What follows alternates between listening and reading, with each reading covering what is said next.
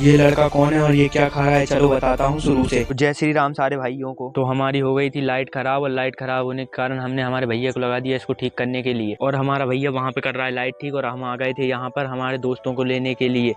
तो ये देखिए ये मिल गए हमको दोनों, और इन दोनों को हमने बिठा लिया हमारी गाड़ी पर, और इन दोनों ने छुड़ा ली थी इस भाई की गाड़ी की चाबी, और इस भाई को हमने इसकी गाड़ी की चाबी देने के बाद भिजा दिया घर साइड, और हम आ गए थे हमारी दोस्त की दुकान की साइड। और ये देखिए हमारी दोस्त की दुकान पे एक दो लड़के बैठे ही रहते हैं, और यहाँ थोड़ी देर की हमने मस्ती, और पहले छोड़ा हमने इस भाई को इसके घर की तरफ, और इस भाई को छोड़ा हमने इसके घर की तरफ, और हम आ गए हमारे गाँव की तरफ। और हम हमारे गाँव की तरफ आए ही थे कि हमको मिल गई हमारी फैन फॉलोइंग, और फैन फॉलोइंग से मिलने के बाद हमने छोड़ा इस भाई को इसके घर की तरफ, और इसको छोड़ने के बाद हमने छोड़ा इस दूसरे भाई को भी इसके घर की तरफ, और दोनों को छोड़ने के बाद हम आ गए थे हमारे घर की तरफ। घर पे आने के बाद हमने देखा ये बच्चा खा रहा था यहाँ पर लहर गुटखा,